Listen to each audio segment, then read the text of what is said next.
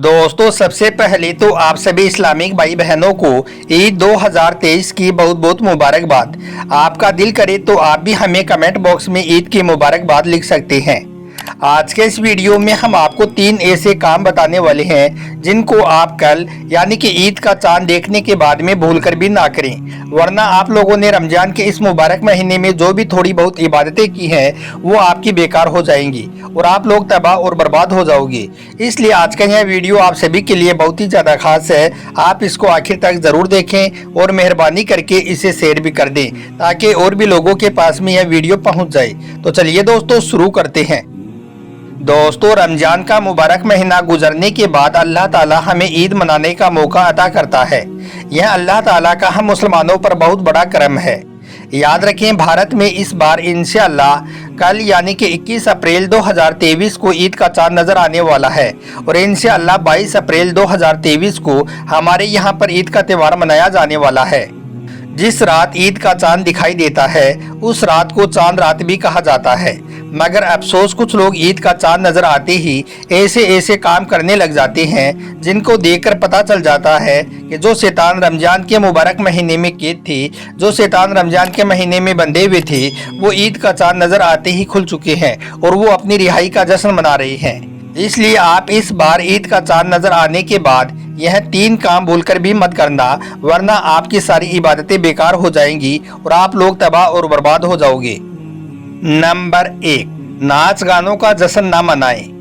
दोस्तों सबसे पहला काम तो यह है कि कुछ लोग क्या करते हैं कि वो ईद का चांद देखते ही अपने अपने घरों की छतों पर या फिर अपने मोहल्ले की गलियों में या फिर बाजारों में जश्न मनाना शुरू कर देते हैं। जगह जगह पर नाच गाने और बाजे की आवाज़ें आने लग जाती हैं, बेपर्दगी की नुमाइशें शुरू हो जाती हैं। यानी कि कुछ लोग ईद का चांद देखते ही अल्लाह की नाफरमानी करनी शुरू कर देते हैं।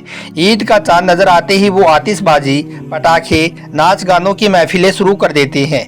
याद रखें ईद का चांद देखने के बाद आप यह गलती बोलकर भी ना करें, वरना आप लोगों की भी रमजान के महीने की पूरी इबादतें बेकार हो जाएंगी।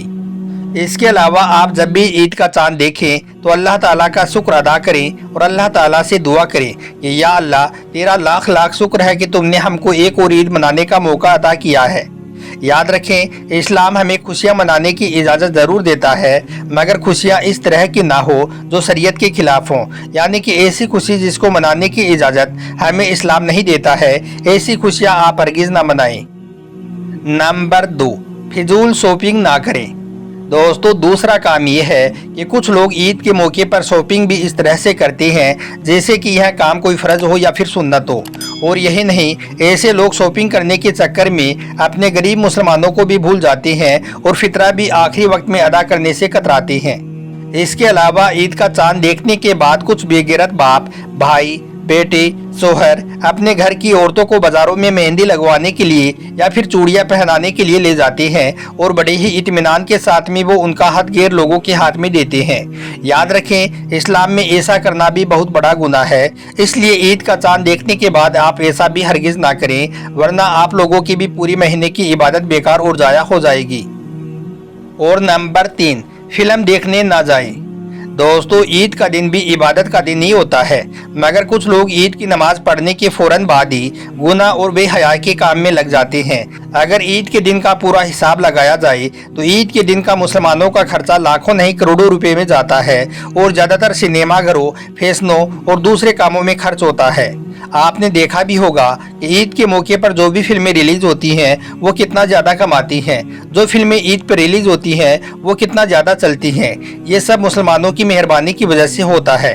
शायद इसी वजह से ये फिल्म वाले भी खास तौर पर ईद के मौके पर ही अपनी फिल्में रिलीज करते हैं। इसलिए आप सबसे गुजारिश है कि आप इस बार ऐसा बोलकर भी ना करें, वरना आपकी रमजान के महीने की पूरी इबादतें बेकार और ज़ाया हो जाएंगी। तो प्यारे दोस्तों आप सब इस्लामिक भाई बहनों से गुजारिश है कि आप इस बार ईद के मौके पर यह 3 गलतियां बोलकर भी ना करें। आप इन 3 कामों से अपने आप को बचाएं। ईद की नमाज पढ़ने के बाद आप फिल्में देखने या बेहुदा काम करने के लिए बिल्कुल ना जाएं और इनसे जो पैसे आपके बचे उनसे आप अपने गरीब रिश्तेदारों और गरीब लोगों की मदद करें। याद रखें मुसलमान कौम की ईद तब तक पूरी नहीं होगी जब तक कि आपके आसपास में कोई एक भी इंसान भूखा सोए। इसके अलावा अगर आपने अपने बच्चों को ईद पर नए नए कपड़े पहना दिए हैं तो आप अपने आसपास के बच्चों को भी देख लें, अगर वो दर दर भीख मांग रहे हैं तो आपकी ईद पूरी नहीं होगी। पहले आप ऐसे बच्चों की मदद करें। याद रखें, इस्लाम ने हर लम्हा गरीब परिवारों, मुफलिसों की मदद, यतीमों और बेसहारा लोगों की फरियाद सुनने का हुक्म दिया है। इसलिए आप इस बार गरीब लोगों की मदद करना हरगिज़ ना भूलें। अल्लाह ताला आपको इसका बेहतर जज़ा देगा इंशाअल्लाह।